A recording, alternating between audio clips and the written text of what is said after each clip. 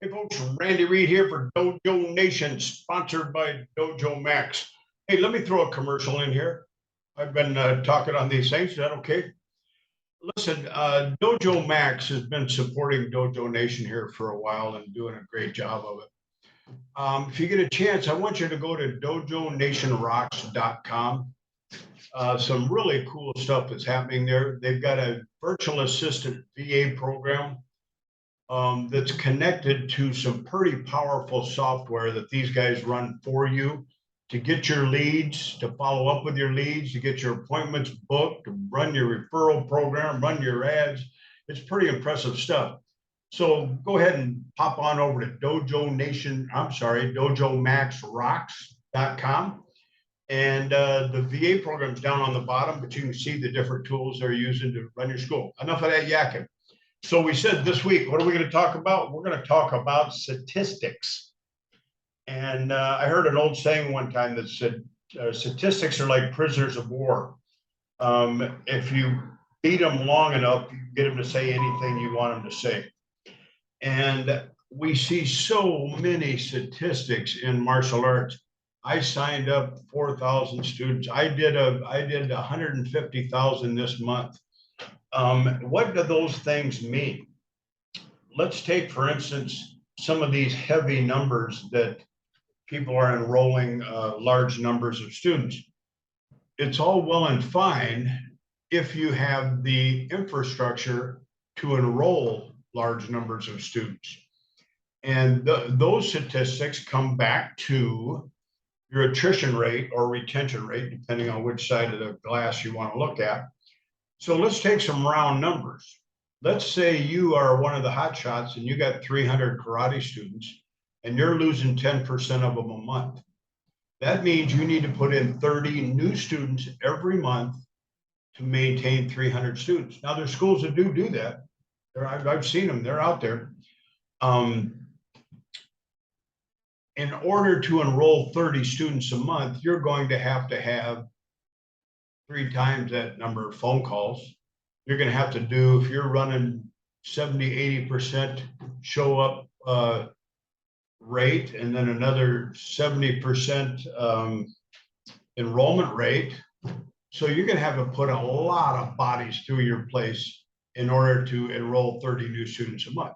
Now to do that, you've got to have a pretty powerful marketing program. You got to have pretty powerful marketing people. You're almost a marketing business. If you're running a 2% attrition rate, now you need to enroll 6 students a month. And usually what I found is the lower your attrition rate, the higher your referral rate. So out of those 6, you're going to get some referrals. So it becomes much, much easier to maintain a program like that.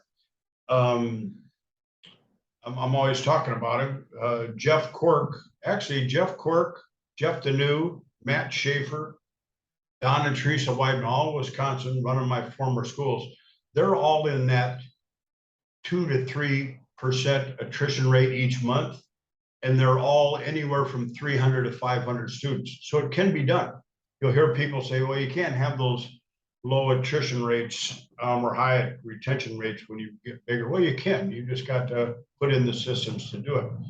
So when we're looking at statistics, the number one statistic we want to look at is how many of them we keeping, and how well a job are we doing of making them excited to be a part of our program. And that all comes back from culture and things we talked about before. So those are numbers you should know. You should know your attrition rate and you should know your referral rate. Very important numbers.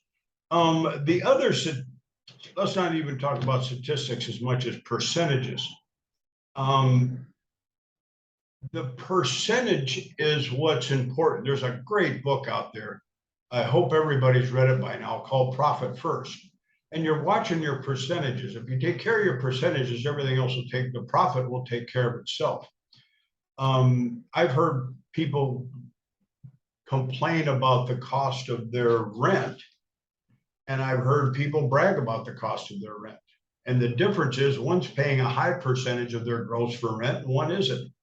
I met a gentleman years ago, God, it's going on 15 years now. Even 15 years ago, he has a school in New York.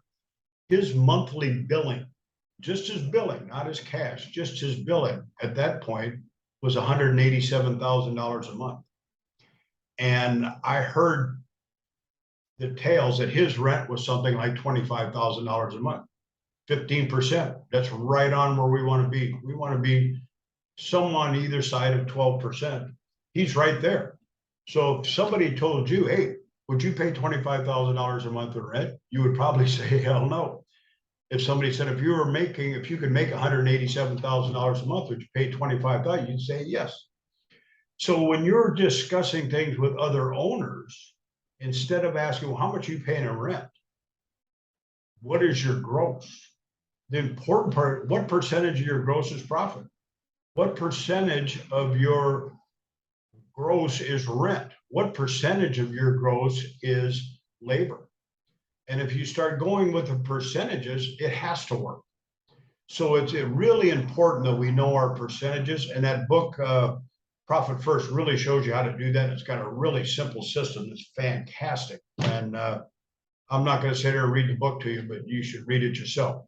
So little thoughts for the tip of the day. Keep track of your retention rates, optimally important. Keep track of your referral rates, optimally important, and watch your percentages when they're coming through.